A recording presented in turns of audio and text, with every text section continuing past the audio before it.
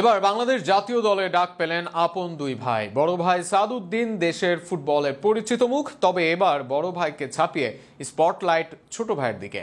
অনেকের মতে সাদউদ্দিন নয়, জাতীয় দলের মূল একাদশে থাকার দাবিদার ছোট ভাই তাজউদ্দিনের। দুই ভাই একই সঙ্গে মাঠ মাতানোর আছে সম্ভাবনা। সব মিলিয়ে এই দুই ভাইয়ের স্কোয়াডে থাকা ও সাদের থেকে তাজের এগিয়ে থাকা নিয়ে বিস্তারিত থাকছে প্রতিবেদনে।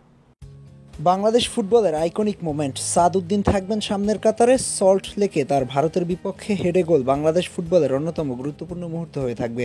সেদিন ভারতকে হারাতে না পারলেও সাদ বাংলাদেশকে চিনিয়েছেন নতুনভাবে। বিশেষ করে ভারতের মাঠে তখনকার বাংলাদেশের এমন এগিয়ে যায় অবাক করে দিয়েছিল সবাইকে। এবার সাদের সাথে যুক্ত হলেন তার ভাই তাজউদ্দিন। এর আগে বাংলাদেশ দলে ডাক পেয়েছিল তাজ, তবে মাঠে নামা হয়নি তার। তবে এবার বড় ভাই সাদের চেয়ে দর্শকের বেশি মনে ধরেছে তাজকে।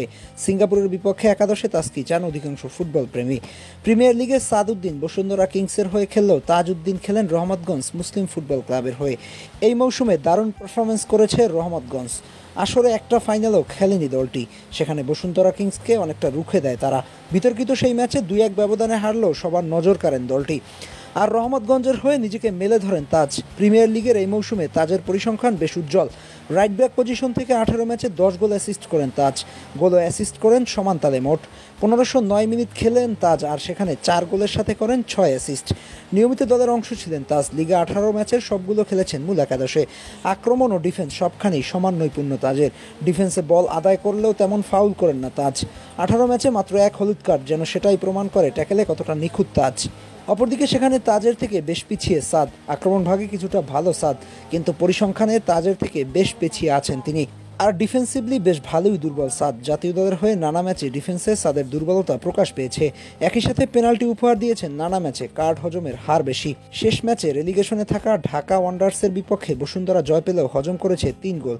সেখানে প্রশ্নবিদ্ধ ছিল সাদের ডিফেন্স। বিশেষ করে করিমকে শেষ গোলে যেভাবে মার্ক করেছে সেটা অনেকটা দৃষ্টিকটু। বাম দিক থেকে আসা ক্রসে করিমের ডান থেকে সাদ শিশু সুলভ ভুল করেছেন।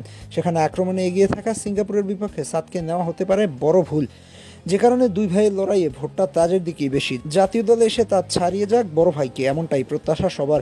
তবে এই দুই ভাই একসাথে জ্বলে উঠলে দলকে আরও বড় কিছু উপহার দেবে, এমনটাই চাওয়া দর্শকদের।